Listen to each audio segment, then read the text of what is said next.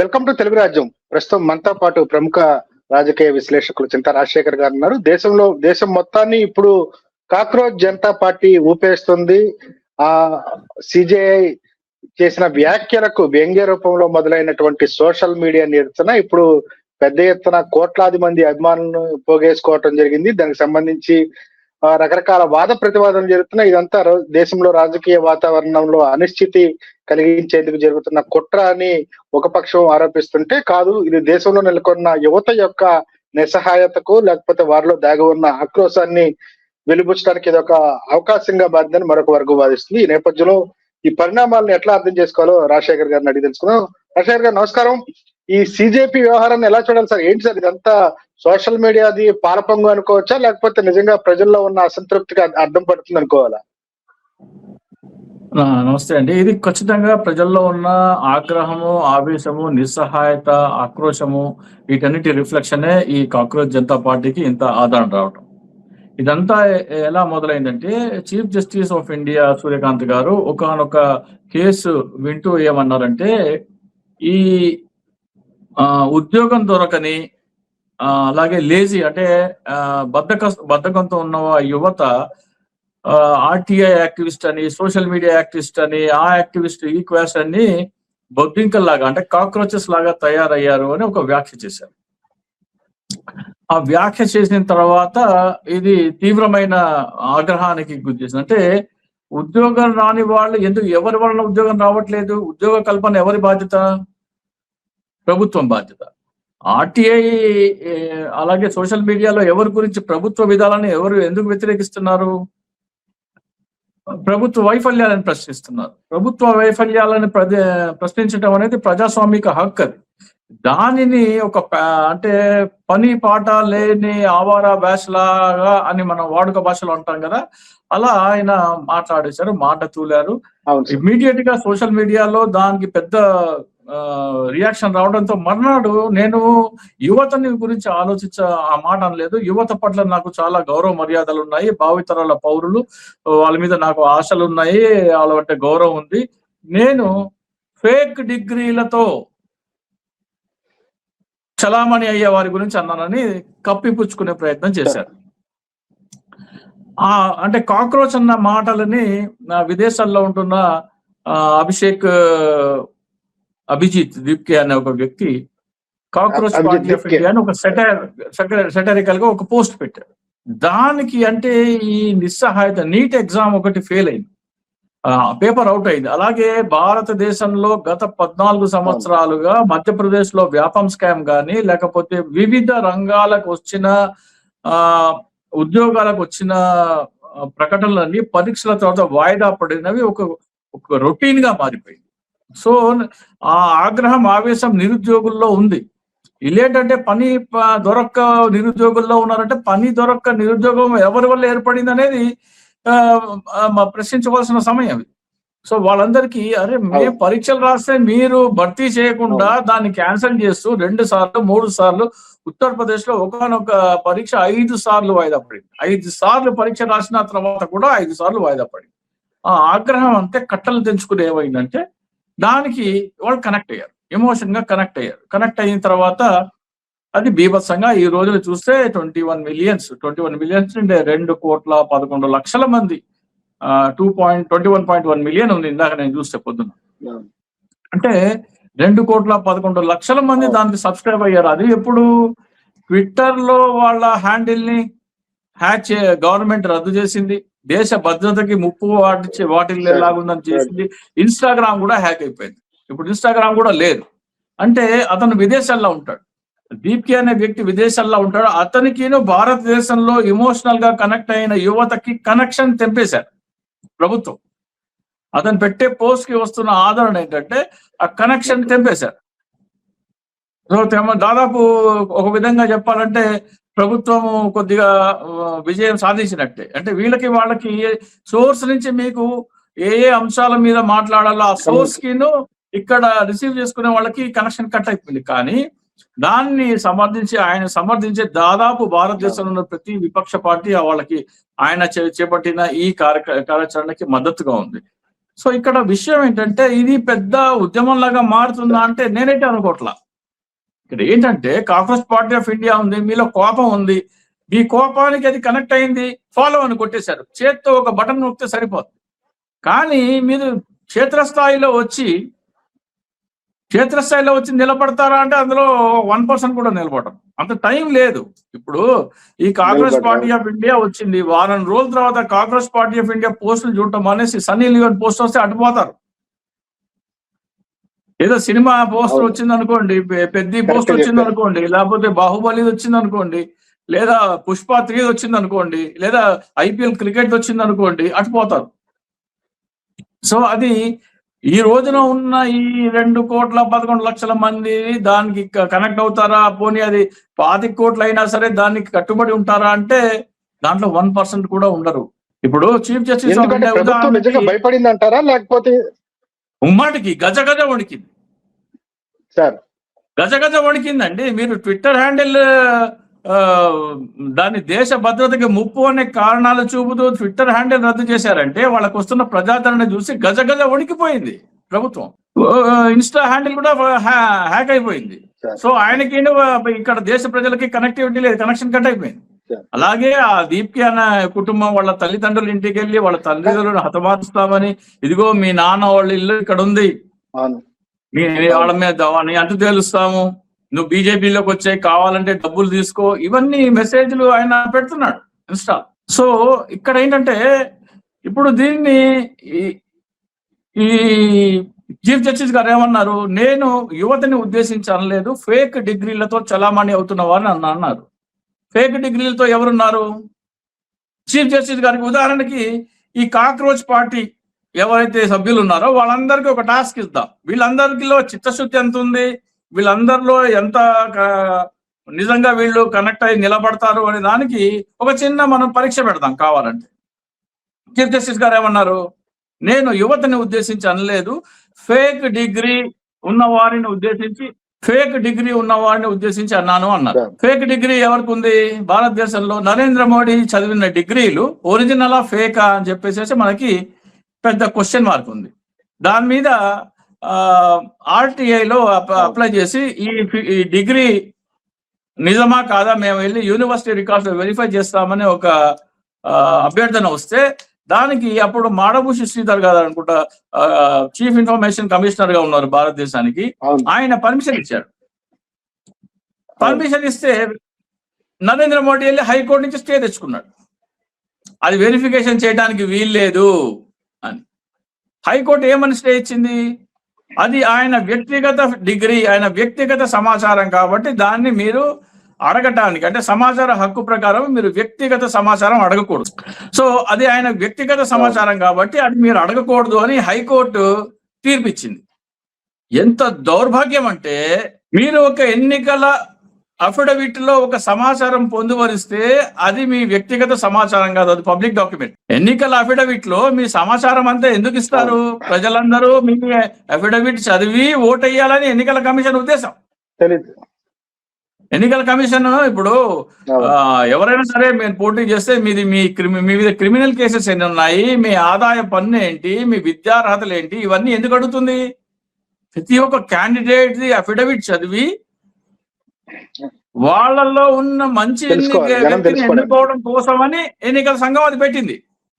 So మరి suppose నేను degree చదివిన వాడికి లేకపోతే PG చేద్దాం అనుకున్న వాడికి ఓటేద్దాం అనుకోండి, భారతదేశంలో ఆ పరిస్థితులు లేవనుకోండి, కానీ ఆ సర్టిఫికేట్ చూసి ఓట్ వేయాలని కదా ఎన్నికల సంఘం పెట్టింది. అది విద్యావంతులని, క్రిమినల్ రికార్డ్ లేని వాళ్ళని, ఆదాయ పన్ను సవ్యంగా చూపిస్తున్న వాళ్ళని, బ్లాక్ మనీ లేని వాళ్ళని ఎన్నుకోవాలని కదా ఎన్నికల సంఘం అది పెట్టింది. సో ఎప్పుడైతే నరేంద్ర మోడీ గారు ఎన్నికల అఫిడవిట్ లో తన డిగ్రీ, అంటే ఢిల్లీ యూనివర్సిటీలో ఉన్న degree bachelor of arts and Gujarat యూనివర్సిటీలో ఉన్న PG సర్టిఫికేట్ పెట్టారు, అది పబ్లిక్ డాక్యుమెంట్. ఎన్నికల అఫిడవిట్ లో పెట్టినంత వరకు అది పర్సనల్ ఇన్ఫర్మేషన్, కానీ ఎన్నికల్లో పెట్టిన తర్వాత అది పబ్లిక్ డాక్యుమెంట్. అది హైకోర్టు అది పర్సనల్ ఇన్ఫర్మేషన్ అని ఎలా ఆపింది అంటే, ఏ స్థాయిలో ఒత్తిడి ఉంది జ్యుడిషియరీ మీద, ప్రభుత్వం ఒత్తిడి ఉంది అనేది మనకి ఇక్కడ స్పష్టం అవుతుంది. సో చీఫ్ జస్టిస్ ఆఫ్ ఇండియాకి మేము ఒక లెటర్ రాస్తున్నాం. అంటే ఈ cockroach party of India Telugu రాష్ట్రాల్లో ఉన్న వాళ్ళందరికీ నేను ఒక విజ్ఞప్తి చేస్తున్నాను.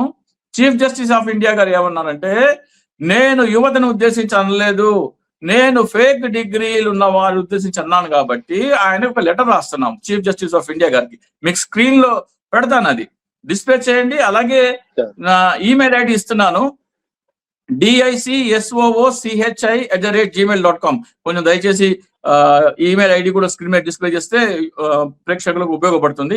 వాళ్ళు నన్ను అడిగినా సరే నేను ఆ ఫామ్ పంపిస్తాను. దాంట్లో 2 questions chief justice of India గారికి 2 లెటర్స్ ఉన్నాయి. ఒకటి ఏంటంటే, మీకు ఫేక్ డిగ్రీల పట్ల ఉన్న ఆవేదనని, ఆక్రోశాన్ని మేము అర్థం చేసుకున్నాము, మీకు సెల్యూట్ చేస్తున్నాము.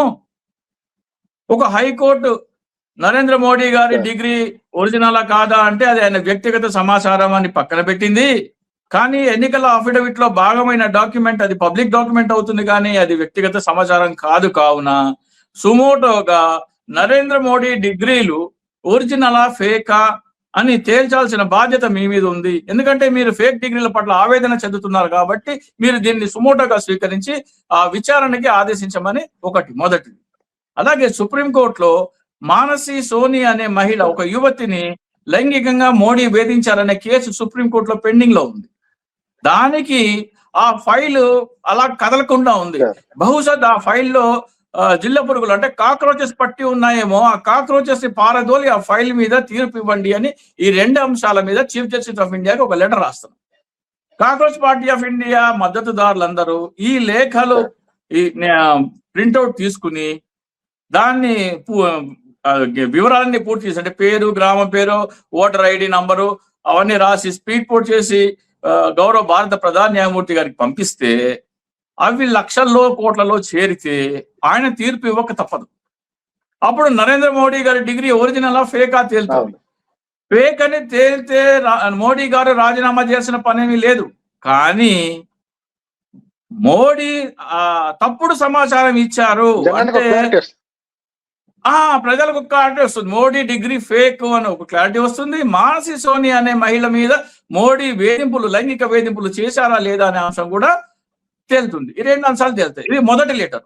రెండో అంశం ఏంటంటే, మాకు బ్యాలెట్ పేపర్ మీద మాత్రమే నమ్మకం ఉంది, మాకు ఈవీఎం మెషిన్ల మీద నమ్మకం లేదు, కాబట్టి మాకు బ్యాలెట్ పేపర్ తో ఎన్నికలు జరిపించాలనేది ఒక లెటర్. ఈ 2 లెటర్స్ కలిపిన PDF నా ఈమెయిల్ ఐడి DICSOOCHI@gmail.com పంపిస్తే నేను పంపిస్తాను. అది ప్రింట్ చేసి దాంట్లో వివరాలు పూరించి చీఫ్ జస్టిస్ గారికి మీరు స్పీడ్ పోస్ట్ చేశారనుకోండి, ఈ కాక్రోచ్ పార్టీ ఆఫ్ ఇండియా సమర్థకులందరూ, ముఖ్యంగా తెలుగు రాష్ట్రాల్లో, ఎందుకంటే మనం వీడియో తెలుగులో చేస్తున్నాం కాబట్టి వీళ్ళందరూ రాయటం మొదలు పెట్టారనుకోండి, లక్షల్లో కోట్లలో రాశారనుకోండి, ఎందుకంటే మన 10 కోట్ల జనాభా 1 కోటి మంది రాసినా గానీ చీఫ్ జస్టిస్ గారికి వేరే ఆప్షన్ ఉండదు. ఎందుకంటే ఆయన స్వయాన ఆవేదన చెందుతున్నారు కదా ఫేక్ డిగ్రీల పట్ల. ఆయన ఖచ్చితంగా ఆదేశాలు ఇవ్వాలి. ఆదేశాలు ఇస్తే నరేంద్ర మోడీ గారి డిగ్రీ ఫేక్ అయితే ఆయన ఖచ్చితంగా నైతిక బాధ్యత వహించి రాజీనామా చేయాల్సిన పరిస్థితి ఏర్పడుతుంది. సో నరేంద్ర మోడీ రాజీనామా చేయాలంటే ఈ కాక్రోచ్ పార్టీ ఆఫ్ ఇండియా సభ్యులందరూ ఈ కేవలము ఒక బటన్ నొక్కి ఫాలో ఫాలో ఫాలో అని అంటారా, లేకపోతే సీరియస్ గా ఉన్నారా లేదా అనేది మనకి ఈ ఒక లిట్మస్ టెస్ట్ లాంటిది.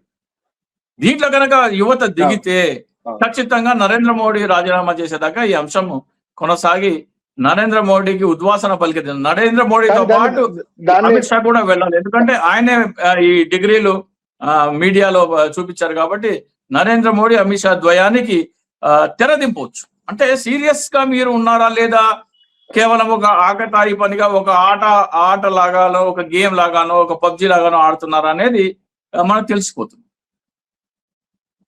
So cockroach party of India దీన్ని ఆర్గనైజ్డ్ గా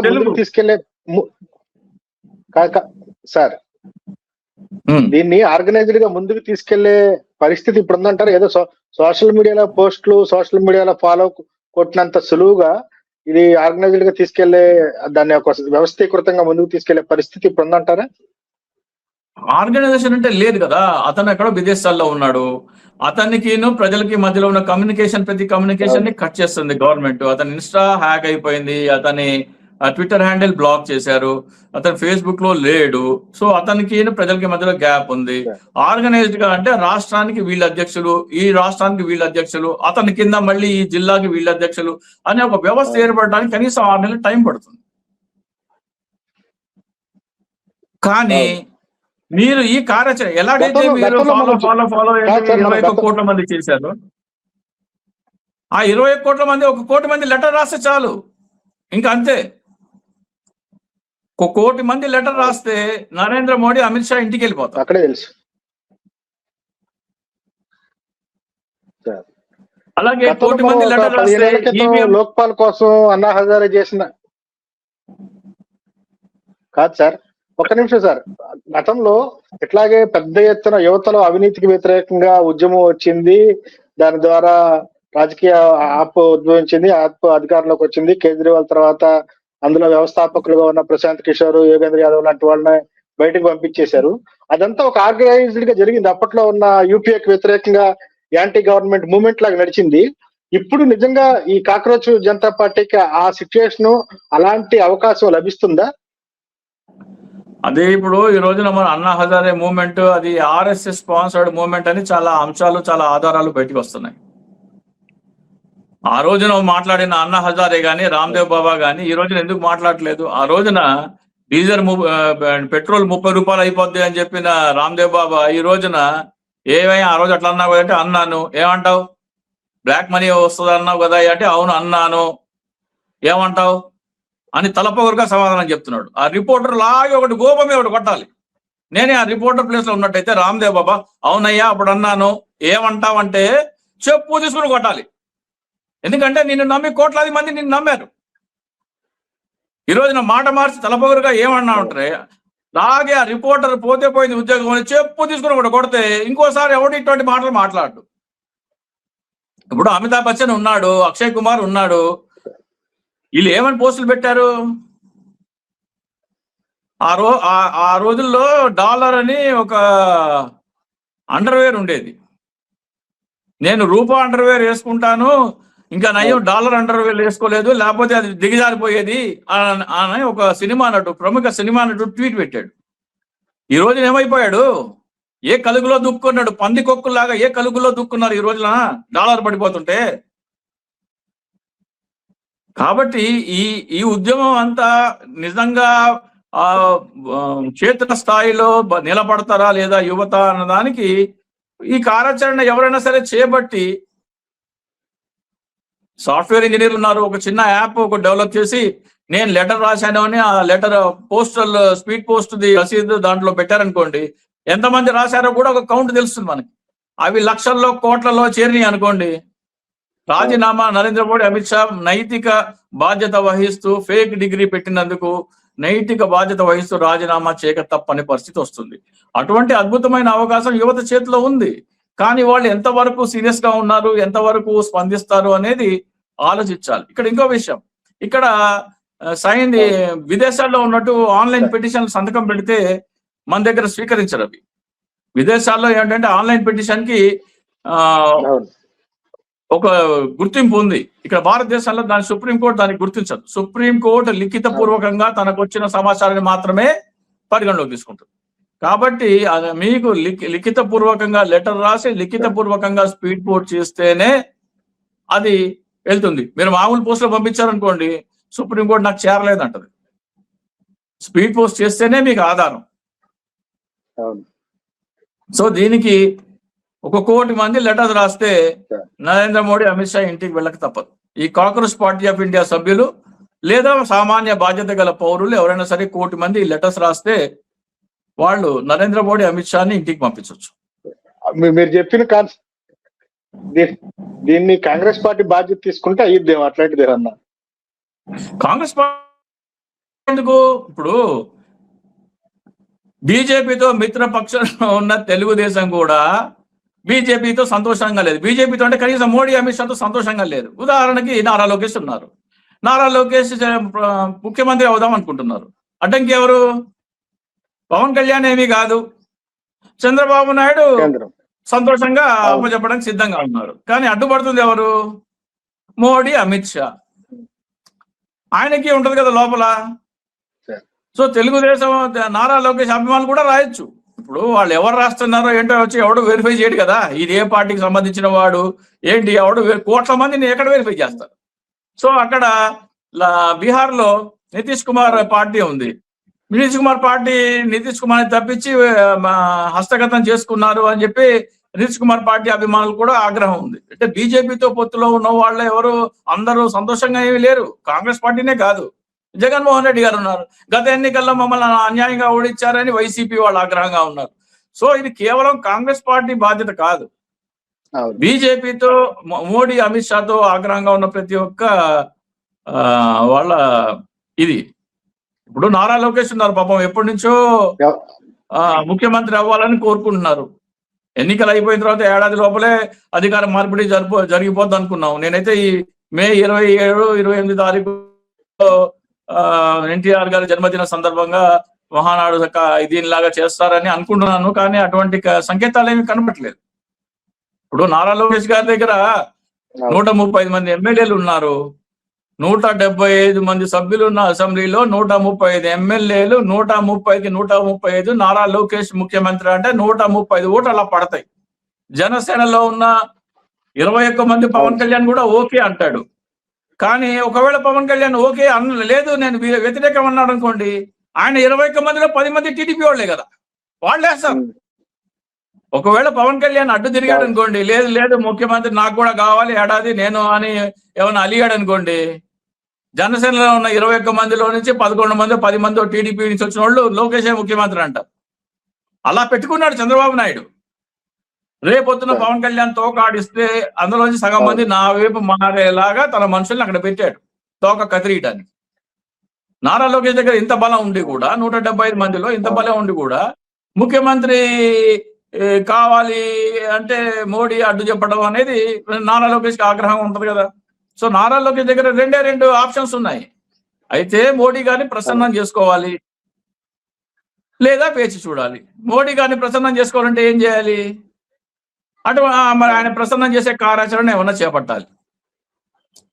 మోడీ గారిని ప్రసన్నం చేసుకోవడానికి నా దగ్గర ఒక అద్భుతమైన కార్యాచరణ ఉంది. నారా లోకేష్ గారి వాళ్ళు అభిమానులు కానీ ఎవరైనా స్పందిస్తే నేను చెప్తాను. నన్ను స్పందిస్తే ఇలా మోడీ గారిని ఎలా ఓకే చేసుకోవాలి అంటే ఆ కార్యాచరణ లోకేష్ గారు కనుక అమలు చేస్తే స్వయాన మోడీ గారే వచ్చి చంద్రబాబు నాయుడు గారు ఇక మీరు రిటైర్ అయిపోండి లేదా కేంద్రంలోకి వచ్చేయండి అని చెప్పి చంద్రబాబు నాయుడు కిరీటం తీసి లోకేష్ తల మీద పెట్టి ఆయనే పట్టాభిషేకం చేస్తారు. అటువంటి అద్భుతమైన కార్యాచరణ ఉంది మన దగ్గర. కాకపోతే నారా లోకేష్ గారికి ఇంట్రెస్ట్ ఉందో లేదో మనకైతే తెలియదు. కానీ ఆ కార్యాచరణ నారా లోకేష్ గారు చేస్తే మాత్రం 15-20 రోజుల్లో చంద్రబాబు నాయుడు తప్పించి లోకేష్ ని సీఎం చేస్తారు నా మోడీ గారు. ఇదంతా ఎందుకు చెప్తున్నానంటే కాంగ్రెస్ అన్నారు కదా మీరు, కాంగ్రెస్ వారే చేయక్కర్లేదు. బీజేపీతో లోపల చాలా మంది మిత్రపక్షాలకు కూడా ఆగ్రహంగా ఉన్నారు. అంతా ఏం సవ్యంగా లేదు. బీజేపీలోనే ఒక వర్గం మోడీకి వ్యతిరేకంగా ఉంది, ఆర్ఎస్ఎస్ కూడా ఒక వర్గం మోడీ చేసే పనులకి వ్యతిరేకంగా ఉంది. సో కేవలం కాంగ్రెస్ బాధ్యత మాత్రమే కాదు, చాలా మంది ముందుకు వస్తారు. ఇది ఒక ఊపు అందుకుంటే ఇప్పుడు షర్మిల ఉన్నారనుకోండి, షర్మిల చేపట్టారనుకోండి, లేదా రేవంత్ రెడ్డి చేపట్టారనుకోండి, లేదా బట్టి విక్రమార్క చేపట్టారనుకోండి, లేదా కాంగ్రెస్ లో ఎవరో ఒక బీసీసీ ప్రెసిడెంట్ చేపట్టారనుకోండి, లేదా రాహుల్ గాంధీ చేపట్టారనుకోండి. అద్భుతమైన రాహుల్ గాంధీ చేపడితే మాత్రం మోడీ ఇంటికి వెళ్ళక తప్పదు. మోడీ అమిత్ షా ఇద్దరు ఇంటికి వెళ్ళాలి. రాహుల్ గాంధీ కనుక చీఫ్ జస్టిస్ ఆఫ్ ఇండియాకి లెటర్ రాసి ప్రజలందరూ రాయడానికి పిలిపిస్తే Modi chapter close. Hello, Telugu Rajyam channel చూస్తున్నారా? సామాజిక రాజకీయ జీవన చిత్రణే తెలుగు రాజ్యం. అతిశయోక్తులు అసత్యాలు ఉండవు. రాజకీయ కోణం కాదు, ప్రజా కోణమే కొలబద్ద. తెలుగు రాజ్యం వీక్షణ మీ ఉత్తమ అభిరుచికి నిదర్శనం.